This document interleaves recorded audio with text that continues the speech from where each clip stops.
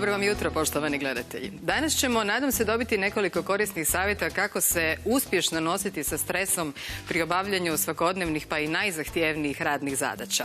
I to upravo u sjajnom slavljeničkom okruženju. Sutra je naime dan Hrvatskog ratnog zrakoplovstva i protuzračne obrane, dan kada se sjećamo 12. prosinca 1991. kada je i oformljeno zapovjedništvo.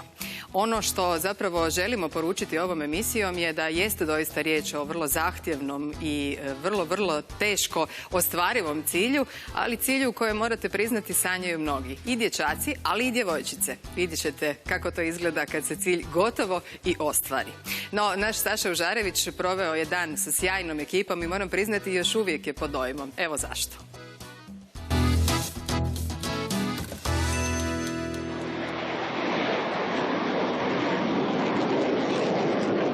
Znak sjećanja na 12. prosinca 1991. godine, kada je ustrojeno ratno zrakoplovstvo, obilježava se dan Hrvatskog ratnog zrakoplovstva i protuzračne obrane.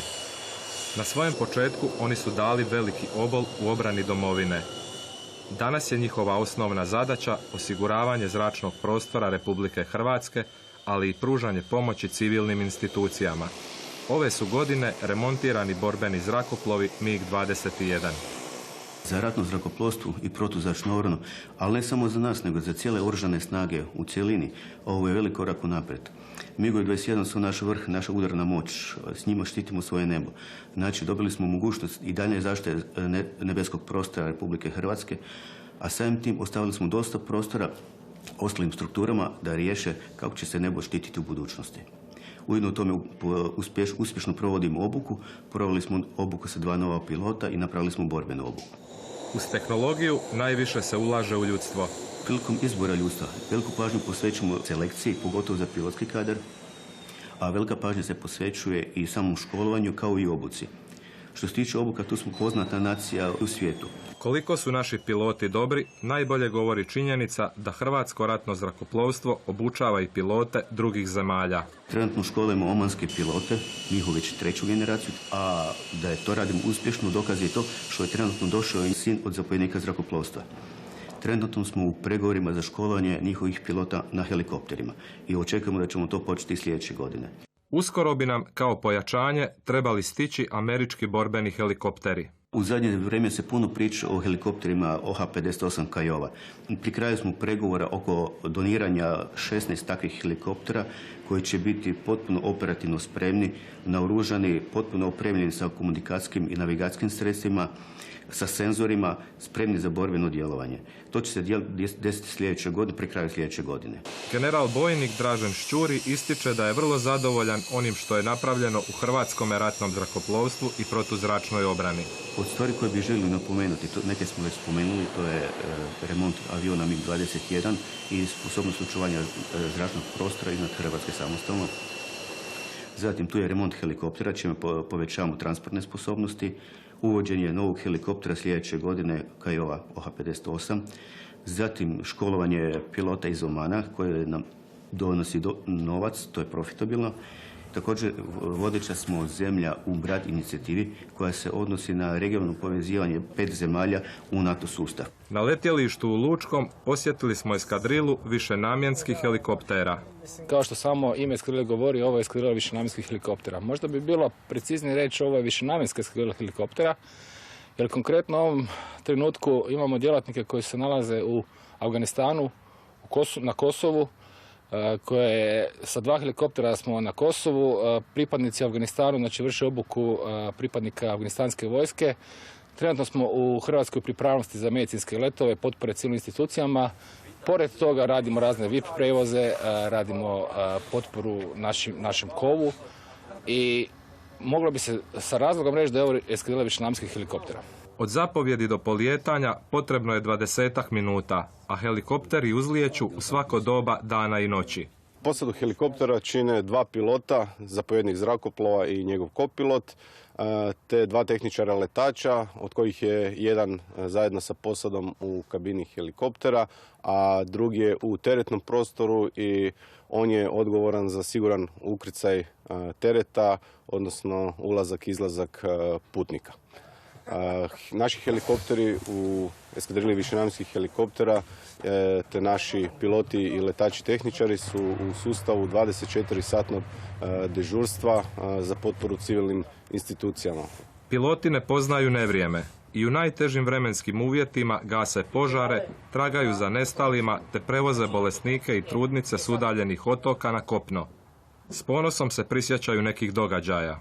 Svaki taj let je poseban sam za sebe i taj porod djeteta je sigurno jedan od ljepših osjećaja koji se kod mene pojavio tijekom mog letenja na ovom tipu helikoptera.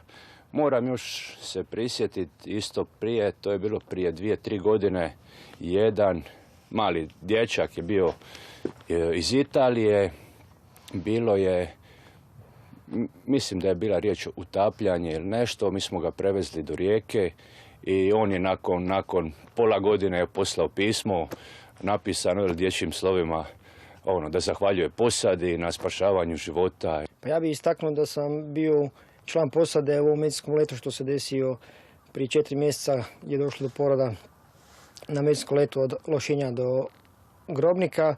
Ja se tamo nalazio iza u transportnom prostoru, tako da sam prisustvovao cijelom tom događaju. Također, nakon takvog događaja čovjek se osjeća ispunjenim nakon toga i naravno sretan nakon takvog događaja da možeš pomoći nekome, odnosno da si koristan. Hrabrim ljudima iz Hrvatskog ratnog zrakoplovstva i protuzračne obrane čestitamo njihov dan, a u novoj 2016. godini želimo im mirno nebo. Dakako, pridružujemo se čestitkama, no namjera nam je dati i vama prigodu. Želite li nešto pitati naše goste? Imate li vi djevojački ili dječački san, kao što su, pretpostavljam, imali i naši gosti? Slobodno pitajte, broj telefona je 6111 211. Sigurno sam da će se pukovnik Ninić složiti, počet ćemo s damom. Naša kadetkinja Ana Marija Ćurković je s nama. Dobar dan, dobrodošla. Dobar dan vama i vašim gledateljima. I pukovnik Željko Ninić, kojem je ovo doista sve što se vidjeli svakodnevica, a k tome još i zapovjednik eskadrile borbenih aviona. Dobar dan i vama. Također. Je li ovo što radite samo za odlikaše? Nije. Malo pojasnite da ne bismo uplašili one koji bi tako rade, ali kad čuju Ana Marijin put i koliko je tu truda uloženo, da nam ne odustanu odmah na početku. Je li doista samo za odlikaše? Pa svakako da se ne može biti ispodprosječan, ali da se traži apsolutne nadprosječne osobine ili nekakve suhe petice, to apsolutno nije točno. U određenim područjima naše struke tolerancije su minimalne. Prije svega zato što govorimo o ljudskim životima i tu greška ne smije biti, barem ona namjerna. Ali generalno gledano, studij je studij, znamo svi što su studenti i kakvi su studenti od kad su postali, pa evo kolegica će vjerojatno potvrditi i do dan danas. Znači jedna visoka, da kažemo, iznadprosječnost je potrebna, ali počevši od one, da kažemo, stare priče da moramo imati sve zdrave zube i biti supermeni, apsolutno nije točno. Svi smo mi ljudi od krvi i mesa, sa nekim svojim vrlinama i manama. Specifičnost zrakoplovstva, vojnog zrakoplovstva, borbenog zrakoplovstva je ta da određena područja imaju minimalne ili skoro nikakve tolerancije. Avion troši ljude i nakon 20 godina ili više koga posluži sreća da provede u kabini, vi ste poprilično istrošen, ako govorimo psihofizički. Ako biste u startu ušli degradirani u određenim područjima, ne biste bili isplativi dugoročno gledano. Ovo što je sad rekao pukovnik Ninić vas nije nimalo obeshrabrilo na vašem životnom putu. Želja je bila, ako se ne varam, već kao 5-godišnje djevojčice, da ovo bude taj put. Kako je to sve skupa teklo? Pa uvijek me zanimale neke drugčije stvari, pune adrenalina, drugčiji poslovi koji nisu tako reći, ajmo, za cure. I od malena, pošto sam iz Zadra i gledam avione i sve me to privlačilo, cijeli aerosvijet i sve povezano sa zrakoplovstvom. Ali ne civilno zrakoplovstvo? Ne civilno zrakoplovstvo. Zašto? Pa zato što je vojno specifično, ima posebne uvjete. Tako reći, civilni pilot je, znamo i sami, postati lakše jer imaju lakši sustavi, lakši medicinski pregled, taj liječnički, koji imamo jako je specifičan i zahtjevan i prolazi jako mali broj ljudi koji se prijave. U mom naraštaju je 7 zadovoljilo kriterije od preko 150 prijavljenih, tako da sam taj liječnički pokazuje koliko zapravo moraš biti spreman za to i psihofizički. Da bi se ovo obistinilo, što je pukovnik Ninić rekao, nakon 20 godina. Vama doista želim do kraja karijere da budete ovako sjajni kao i svi vaši kolege. Nas, građane Republike Hrvatske, zasigurno zanima i taj sigurnosni aspekt. Mi sad imamo kompletiranu eskadrilu borbenih aviona. I rekli ste mi baš aviona, a ne zrakoplova. Najprije da to pojasnimo. Hrvatsko je ratno zrakoplovstvo zato što su sve letjelice zrakoplovi, a među njima postoje avioni, helikopteri i sve ostalo što leti. Tako da ispravan naziv je avion za avion, helikopter za helikopter, sve zajedno se zove zrakoplov.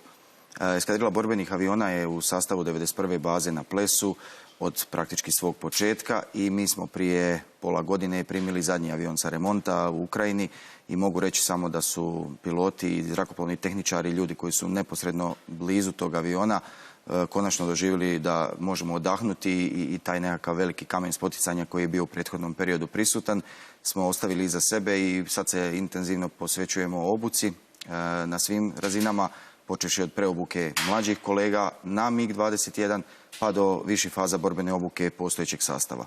Evo, čuli smo general bojnika Ščurija koji je rekao jednu sjajnu rečenicu: bez ljudstva mi smo samo hrpa željeza. Nekako to tako izgleda kad se sve razgoli.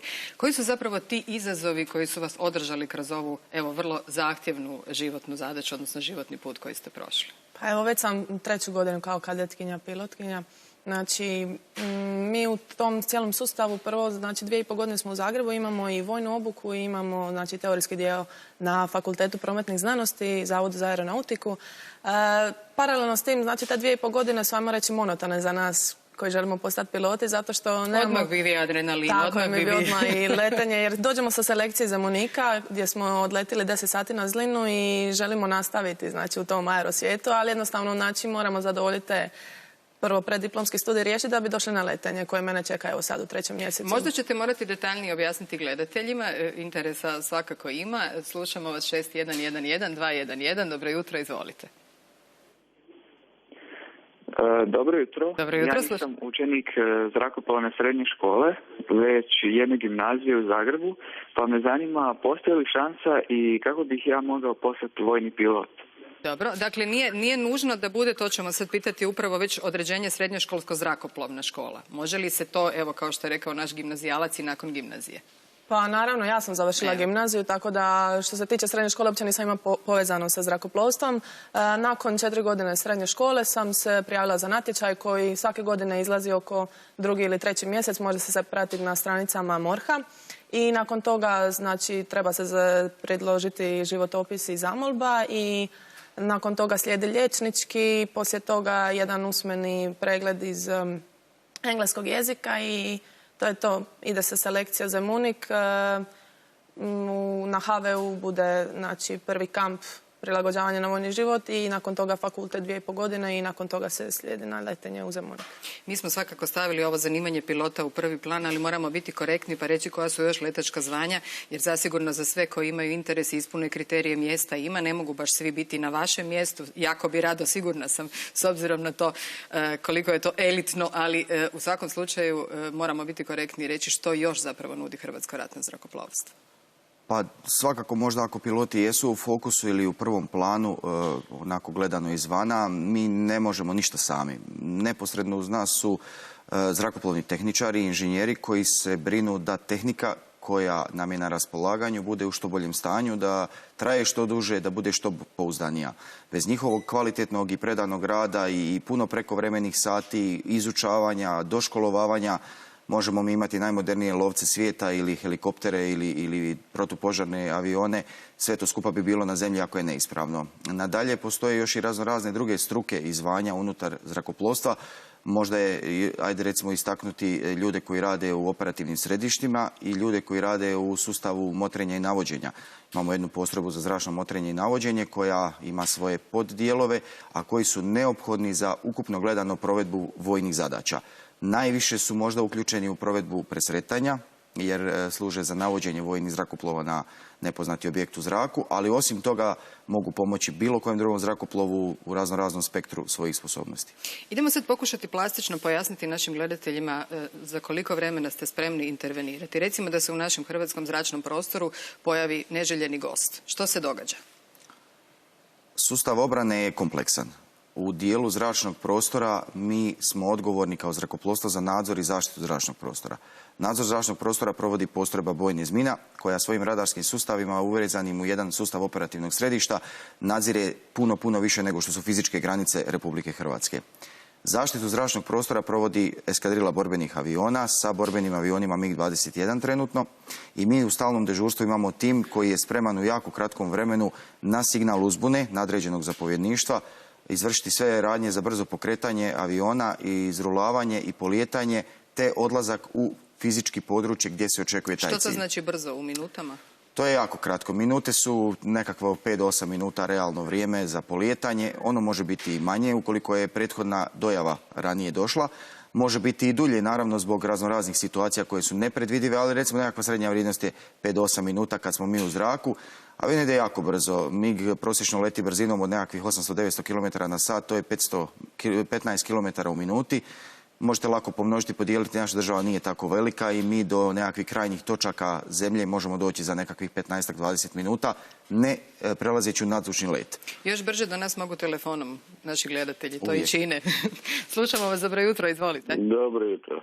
Izvolite. Pa ja bih htio samo jednu pohvalu za ove naše pilote. Ja sam dobrovoljni vatrogasac i jako dobro znamo što rade naši vojni piloti s Kanaderima. Stoga veliko hvala, kapa dole do poda. Pozdrav.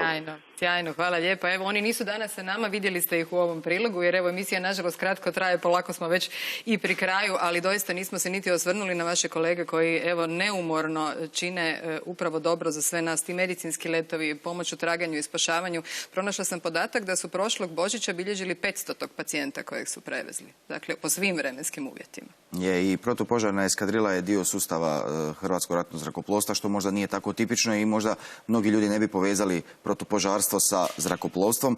Mala smo zemlja, resursi su vrijedni i niko osim nas realno ne bi mogao možda ovako kvalitetno odgovoriti na taj zahtjev.